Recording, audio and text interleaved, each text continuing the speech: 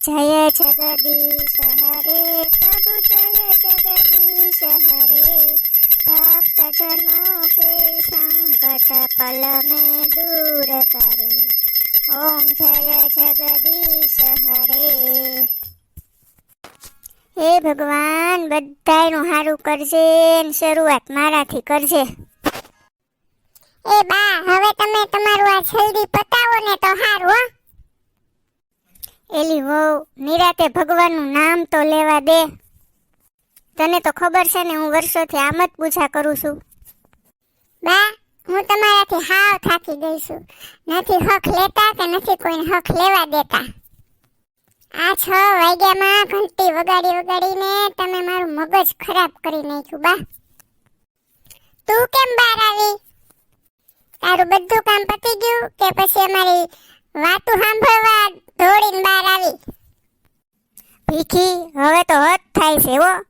બોલીને તું વારે મેણા ને ટોણા જ માર્યા કરશો। એને રસોડામાં કામ પતી ગયું છે ને એટલે આવી છે। ઈ હું કામ આપણી વાત સાંભળવા બહાર આવે?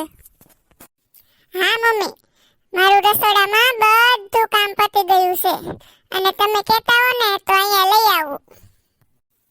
જો ભોલી મેં તને કાલે જ કીધું તું કે મારે આજે કિટી પાર્ટીમાં જવાનું છે અને સવારથી સાંજ સુધીનો પ્રોગ્રામ ફિક્સ છે તો પછી તે મારા માટે નાસ્તો હું કામ બનાવ્યો?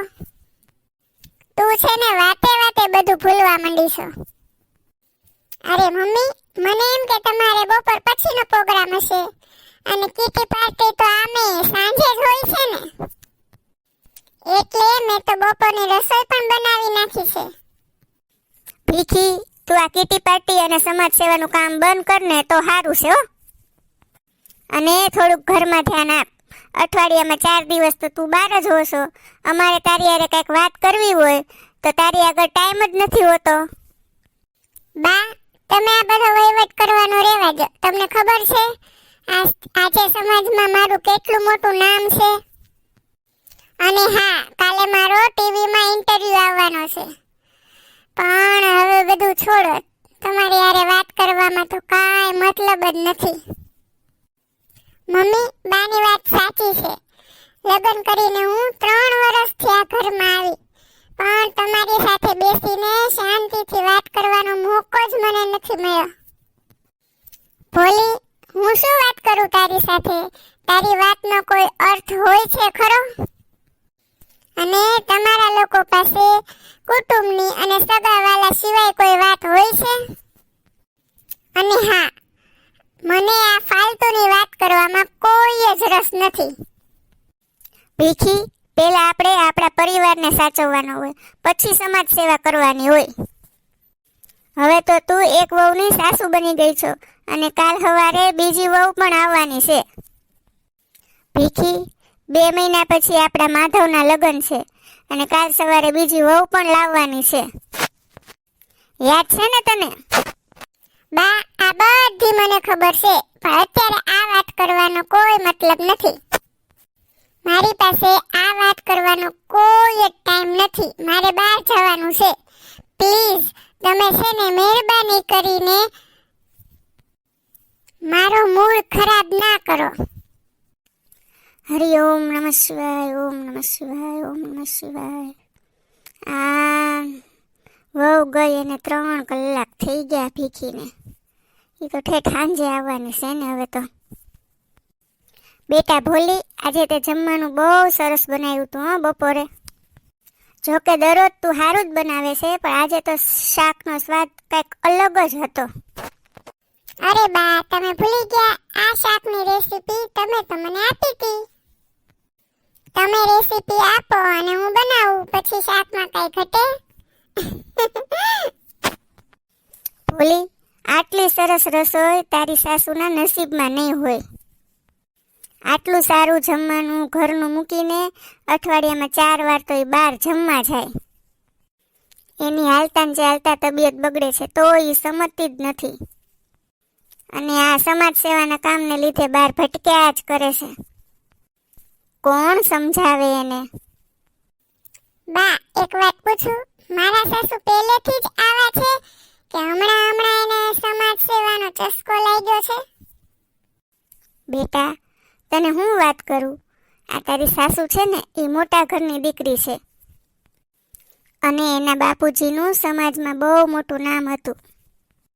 એ સમાજમાં મોટું નામ કરવા માટે સેવા કરતા હતા. એના દિલમાં કોઈ પ્રત્યે દયાભાવ જેવું કાંઈ હતું જ નહીં અને એનું જોઈને આ તારી સાસુ એટલે કે ભીખી છે ને એના રવાડે ચડી છે. બા, તમે કેમ કોઈ દિવસ કાંઈ મમ્મીજીને કીધું નહીં? એમને કેમ એની મનમાની કરવા દીધી?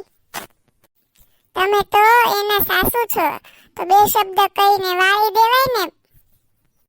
તારી સાસુ જ્યારથી પરણીને આ ઘરમાં આવીને ત્યારથી એનો સ્વભાવ આવો જ છે. હું કાંઈ પણ કહેવા જાઉં ને તો આખું ઘર માથે લે છે. આપણે આડોશ પાડોશ અને સગાવાલામાં આપણી ઇજ્જત ન જાય ને એટલે બેટા હું ચૂપ રહી. એટલે જ તો એણે આ વાતનો ફાયદો ઉઠાવ્યો. તો પછી મારા સસરાએ તો એમને વાળવા જોવે ને, એ તો એમના પતિ છે.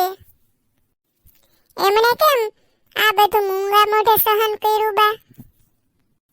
બેટા, આ મારો દીકરો છે ને તારી સાસુથી હાવ કંટાળી ગયો છે. એ છે ને મારા જેવા સ્વભાવનો છે. આ ઘરમાં કંકાસ થાય ને એ એને જરાય ગમતું નથી. એટલે તો આ ભીખીને મોકળું મેદાન મળી ગયું છે. અને એ બધું છોડ, એને તો એના બંને દીકરાને કોઈ દિવસ માનો પ્રેમ પણ નથી આપ્યો. બા, તમે છે ને ચિંતા ન કરો. મમ્મીજીને ક્યારેક તો એની ભૂલ સમજાશે ને. અને તમે છે ને જીવ ન બાળો, શેરની માથે સવા શેર હોય જ છે બા. અને અભિમાન તો રાજા રાવણનું પણ નથી રહ્યું, તો પછી મારા સાસુનું શું ગજું? તમે જોજો બા, એક દિવસ મમ્મીજીને પણ પસ્તાવો થશે. થોડીક વાર પછી, અરે મમ્મીજી, તમે આવી ગયા? તમે તો રાત્રે આવવાનું કહેતા હતા ને? કેમ, હું વેલી આવી ગઈ તને ન ગમ્યું? કહેતી હો તો હું પાછી જતી રહું. હું સવારે આવું, સાંજે આવું કે રાતે આવું, તારે મને નહીં પૂછવાનું. અને તું મને પૂછવા વાળી કોણ? ભીખી, ભોલી તને સીધી રીતે પૂછે છે તો સીધી રીતે જવાબ આપ ને. તું એને સાંજનું કહીને ગઈ હતી એટલે એ તને પૂછે જ ને, એમાં એની ઉપર ઉતરી હું પડશો? બા, તમારે છે ને અમારા સાસુ વહુની વાતમાં માથું મારવાની કાંઈ જરૂર નથી.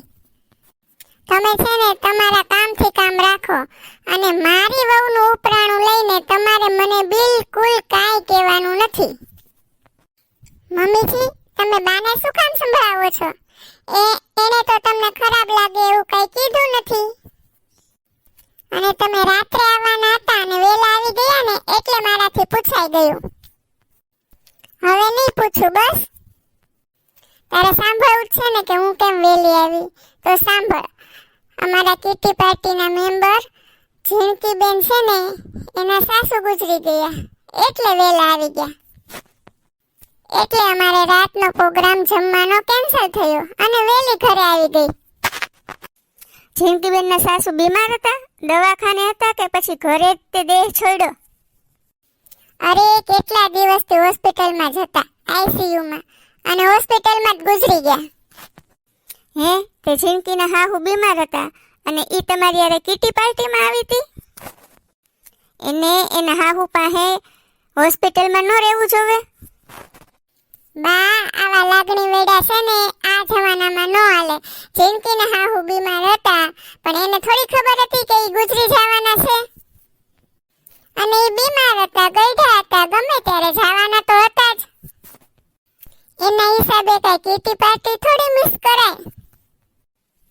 વાહ ભાઈ વાહ, ઘરનું માણસ હોસ્પિટલમાં બીમાર પડ્યું હોય અને એના ઘરનાને કીટી પાર્ટીમાં જવાનું મન થાય. અરે આવું તો મેં પહેલી વાર સાંભળ્યું હો. અરે ધન્ય છે તારી બેનપણી ઝીણકી ને બાપા. ચાલુ થઈ ગયા તમારા નાટક. 3 મહિના પછી. જય શ્રી કૃષ્ણ બા, જય શ્રી કૃષ્ણ મમ્મી. જય શ્રી કૃષ્ણ. જય શ્રી કૃષ્ણ બેટા. બેટા ભોલી, હજી તારી દેરાણી નથી તૈયાર થઈ? બા એ તો ક્યારની તૈયાર થઈ ગઈ છે અને રસોડામાં સવારનો નાસ્તો પણ બનાવી નાખ્યો છે. આ લ્યો આવી. જય શ્રી કૃષ્ણ બા, જય શ્રી કૃષ્ણ ભાભી, જય શ્રી કૃષ્ણ મમ્મી. જય શ્રી કૃષ્ણ બેટા. ગોપી બેટા, હજી તો તારા નવા નવા લગ્ન થયા છે ને આટલું બધું વહેલું ઉઠીને તારે શું કામ છે? બા તમારે બધી વાતમાં પંચાયત કરવી જ પડે કા? મોડા ઉઠે તો કે કેમ મોડા ઉઠ્યા, વેલા ઉઠે તોય તકલીફ. બસ હવે તમે છે ને 2 ટાઈમનું ભોજન અને ભજન કરવામાં તમારો ટાઈમ પસાર કરો. આ બધી પંચાયત હું કરી લઈશ. મમ્મીજી બા ભલે ને બોલતા, મને તો વડીલ બોલે ને એ તો બહુ જ ગમે. એના અનુભવમાંથી આપણને કંઈક જાણવા મળે. બા મને વેલા ઉઠીને જોગિંગ પર જવાનો શોખ છે અને ટેવ પણ છે. એટલે હું વેલી ઉઠી અને કાલથી હું અને ભોલી ભાભી બંને જોગિંગ પર જવાના છીએ. અને બા મારા પિયરમાં તો સવારે 5 વાગે જાગીને મારા પપ્પા સાથે જોગિંગ પર જતી. એ તારું પિયર હતું, આ તારું સાસરું છે. અને વેલા ઉઠી જાય એમાં મને કોઈ પ્રોબ્લેમ નથી, પણ જોગિંગ પર જવાની વાત તો આ ઘરમાં કરતી જ નહીં. મમ્મીજી એમાં વાંધો શું છે? મેં અને ગોપીએ સાંજે જ નક્કી કર્યું કે આપણે બંને જોગિંગ પર જશું. મેં તને એકવાર ના પાડી દીધી ને, નથી જવાનું એટલે નથી જ જવાનું. અને હા, મારા ઘરની વહુ અંધારામાં ફરવા જાય ને એ મને બિલકુલ પસંદ નથી. મારા ઘરનો નિયમ છે કે અંજવાળામાં ઘરની વહુ બહાર જાય અને અંધારું થાય ને એ પહેલા ઘરે આવી જાય. ભીખી, આ નિયમ તો ઘરની બધી વહુને લાગુ પડે ને, તો તું પણ આ ઘરની વહુ જ છે ને, તો તને પણ આ નિયમ લાગુ પડે ને. બા તમારે વચ્ચે બોલવાની જરાય જરૂર નથી. તમે મારી સરખામણી આ બંને સાથે કરો છો. અને હા, તમારે છે ને 2 ટકના રોટલા ખાઈને શાંતિથી પડ્યા રહેવાનું. જો અમારી વચ્ચે બોલવાની કોશિશ કરશો ને તો તમારે પસ્તાવાનો વારો આવશે, સમજ્યા? શાંતિથી તમે છે ને તમારા રૂમમાં જાઓ. જાઓ, ઊભા થાવ. હવે તમારા બંને માટે મુહૂર્ત કઢાવું. જાઓ, કામ કરો. શાંતિથી બેહવાય નથી દેતા બાપા. ત્રાસ કરી દીધો છે હો, હાહુ એન વહુ એન ભેગા થઈને. 2 મહિના પછી. ભોલી, એ ભોલી, અહીંયા આવ તો. બોલો ને મમ્મીજી, શું કામ હતું? મારે તારું બીજું શું કામ હોય? મારે એટલું કામ હતું કે આ ડોશીમાં ક્યાંય દેખાતા નથી. ક્યાં ગયા છે? તને કંઈક કહીને તો ગયા હશે ને? હા મમ્મી, બા છે ને સવારે 6 વાગ્યાના મંદિરે વહી ગયા છે. ત્યાં ઉત્સવ છે ને એટલે સેવા કરવા માટે. અને આપણે બધાને પણ સાંજે મંદિરે જ પ્રસાદ લેવા જવાનું છે. હા, એટલે જ આજ ઘંટડીનો અવાજ નથી આવ્યો. નહીતર તો આ ડોશી સવારમાં ઘંટડી વગાડીને મારું માથું પકવી દે છે. આ ઘંટડીનો અવાજ આવે ને ત્યાં તો મને ચક્કર આવવા મળે. મમ્મીજી, તમે બાને ડોશી ડોશી કહીને શું કામ બોલાવો છો? એ આપણા ઘરના વડીલ કહેવાય, એને માન દઈને બોલાવવા જોવે. એ મારા સાસુ છે, હું જેમ કરું ને એમ મને કરવા દે. તારે વચ્ચે બોલવાની જરૂર નથી. અને હા, ગોપી ક્યાં ગઈ? કેમ દેખાતી નથી? હજી સૂતી છે કે શું? ગુડ મોર્નિંગ મમ્મીજી, જય શ્રી કૃષ્ણ. કેમ ગોપી, આજે આટલી મોડી તૈયાર થઈ? રોજ તો 5 વાગે જાગી જાય છે, આજે શું થયું? રિલેક્સ મમ્મીજી, જરા શાંતિથી વાત કરો, હું તમને કહું છું. એમાં એવું જ હતું કે કાલે રાતે માધવનો ફોન આવ્યો હતો. એમાં 2 કલાક મેં વાતો કરી અને મોડી સૂતી. અને સિમ્પલી મોડી સૂતી તો પછી મોડી જાગી. અરે વાહ, આજે તો વહેલા ઉઠીને તમે મંદિરે જતા રહેતા ને. આવું દરરોજ કરો ને બા તો વધારે સારું. તમારી ઘંટડીનો અવાજ સાંભળીને હું તો કંટાળી ગઈ છું. તમે ન વગાડો ને તો મને એમાંથી મુક્તિ મળી જાય. ભીખી, આ ઘરમાં હું મારું ધાર્યું કાંઈ નથી કરી શકતી. એક ભગવાનની પૂજા કરું છું, એ પણ તારાથી સહન નથી થતું. કાંઈ વાંધો નહીં, કાલથી છે ને સવારે વહેલી મંદિરે વહી જઈશ. બસ તો તમારો બહુ મોટો ઉપકાર થશે. અને જોજો, સવારે વહેલા મંદિરે વયું જવાનું અને 9 વાગે આવવાનું, પાછા ફરી નહીં જતા. અરે મમ્મીજી, બા બિચારા 3 કલાક મંદિરમાં શું કરશે અને આવી ઠંડીમાં 3 કલાક મંદિરે બેસી રહેશે? કાંઈક તો વિચારીને બોલો મમ્મીજી. અને બા ક્યાં આપણને નડે છે? ભોલી, મારા તો કરમ જ ફૂટેલા છે. આ સાસુને કાંઈક કહું તો વહુ બોલશે ને વહુને કાંઈક કહું તો સાસુ બોલશે.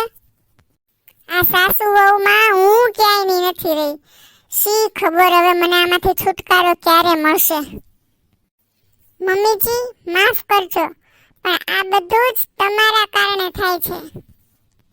ના તો તમે એક સારી વહુ બની શક્યા, ના તો તમે સારા સાસુ. બીજાને દોષ દેવાની જરૂર નથી. તમે છે ને તમારી જાતને અરીસામાં નિહાળો, એટલે સાચા ખોટાનું ભાન થઈ જશે. અચ્છા, તો હવે કાલ સવારની આવેલી તું મને શીખવાડીશ. તારા મા બાપે તને આવા સંસ્કાર આપ્યા છે? નાના મોટાની મર્યાદા રાખતા શીખવાડ્યું જ નથી. મમ્મીજી, તમે જે અત્યારે શબ્દો બોલ્યા ને, એ મારા કરતા તો તમને વધારે લાગુ પડે છે.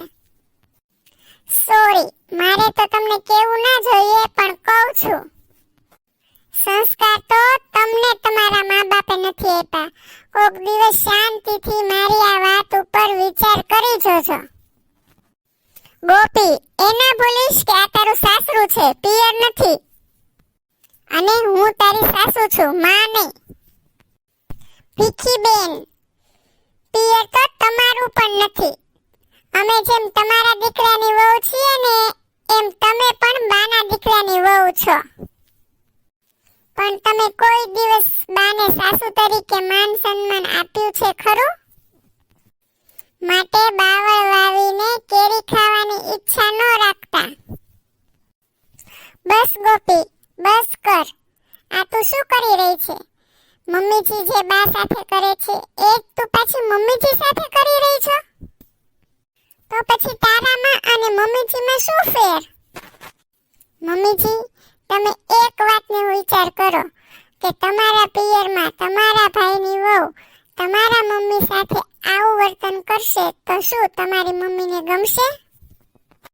તમારા મમ્મીનું વાતે વાતે અપમાન કરશે અને ગમે તે બોલી દેશે તો શું તમારા મમ્મીને આ ગમશે? તારી વાત સાચી છે ભોલી. હું અહંકારના અંધકારમાં જતી રહી હતી અને સાચી દિશા બતાવનારનું તો હું સાંભળતી જ નહોતી. બા, મને માફ કરી દો. મારાથી બહુ જ મોટી ભૂલ થઈ ગઈ છે. વાતે વાતે મેં તમારું અપમાન કર્યું, તમને મંદિરે જવાનું કીધું. તમે ઘંટડી વગાડો છો એના માટે તમને અને ભગવાનને બંનેને કોસ્યા. બને તો મને માફ કરી દેજો બા. બેટા, મેં તને માફ કરી દીધી. તારે થોડી માફી માંગવાની હોય. છોરું કછોરું થાય, માવતર કમાવતર થોડા થાય. તમે બંને વહુઓ પણ મને માફ કરજો બેટા. અરે મમ્મીજી, આ શું બોલો છો તમે? અમારી થોડી માફી માંગવાની હોય તમારે. હા મમ્મીજી, અમારે તમારી માફી માંગવાની હોય, તમારે ન માંગવાની હોય અમારી માફી. ચલો, અંત ભલા તો સબ ભલા. બા, એક ભજન કે લગ્ન ગીત કે એવું કંઈક ગાવ ને વળી. માંડવડે રે કાંઈ ઢાળો ને બાજોઠી કે ફરતી મેલો ને કંકાવટી તેડાવો રે મારે આશા પરીના જોશી કે આજ મારે લખવી છે કંકોતરી.